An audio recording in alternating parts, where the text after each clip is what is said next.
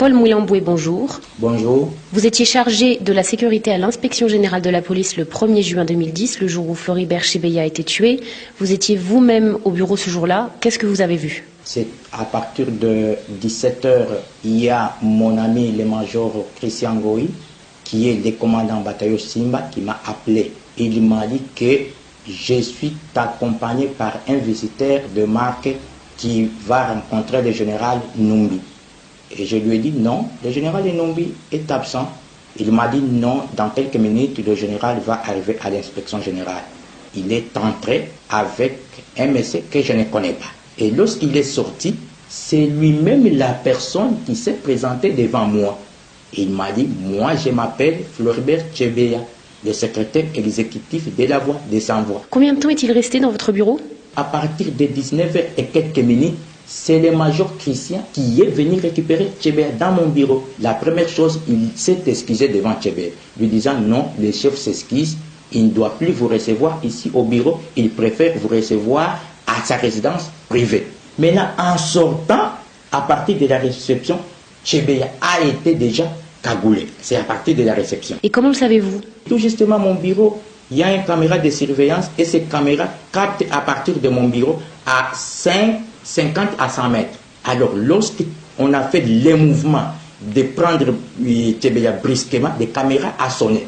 Et c'est ce qui m'a suscité. En regardant cette caméra, je vois le major Christian et quelques éléments de la police cagoulé Chebeya par les sachets, à ceux qui connaissent Kinshasa, des sachets viva, et on l'a commencé à scotcher. Et c'est ce qui m'a suscité de descendre, de quitter mon bureau et descendre, de savoir qu'est-ce qui se passe. C'est à ce moment-là que vous les avez rejoints à la réception? Je n'avais pas trouvé Chebeya à la réception. On l'a amené directement au hangar. J'ai appelé major Christian. Je lui ai posé la question de savoir.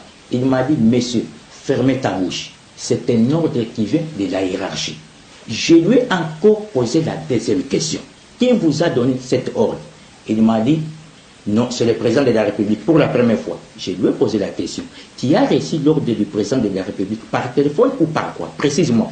Il m'a dit, non, j'ai reçu l'ordre du président de la République par canal du général Enum. C'est le général Enum qui a intimé l'ordre au major Christian. Et lorsqu'il a intimé cet ordre, il a dit au major Christian que cet ordre vient du président de la République. Ça, c'est le major Christian qui me rapporte. D'abord, l'ordre est venu. Toute personne qui accompagnerait Chebeya, que ce soit son fils, que ce soit son collègue, que ce soit son époux, doivent subir les mêmes sorts que Chebeya. Et il m'a dit, voyez dans la voiture, son chauffeur, on l'a déjà exécuté. J'ai regardé la voiture, j'ai vu un corps sans vie. Et lorsque je parle avec le major Christian, les policiers sont en train déjà de continuer à étouffer Chebeya. Et quelle a été votre réaction? Moi, je suis un officier sans trou. Le major Christian, c'est l'officier avec trou. Donc, je rentré à mon bureau parce que je savais que les caméras étaient en train d'enregistrer. Je dois faire rapport à la hiérarchie. Vous voyez un assassinat se dérouler devant vos yeux. Pourquoi n'avez-vous pas tenté de le sauver? Non. En ce moment-là, qu'est-ce que je devrais faire? Moi, mon problème est de faire rapport au chef. D'abord, je suis le commandant sécurité. Ma question, c'est quoi? Je vois l'événement et que le major Christian a des policiers bien armés. À ce moment-là, je ne devrais pas faire autrement. Je devrais faire rapport au général Enum. Après cette opération, c'était déjà à 20 h. J'ai quitté le bureau à partir de 20 h et quelques minutes et je me suis arrivé à la maison à 20 h et quelques minutes. Et c'est donc 2 jours après l'assassinat que Christian Goy s'est confié à vous? Avant des fouilles, il m'a appelé dans sa chambre parce que nous habitons dans la même maison. J'ai loué, j'ai trouvé en train de pleurer. Il m'a dit, ça me fait mal. Ça me fait mal parce que je viens d'avoir d'autres ordres auprès du général Enumbi de vous exécuter.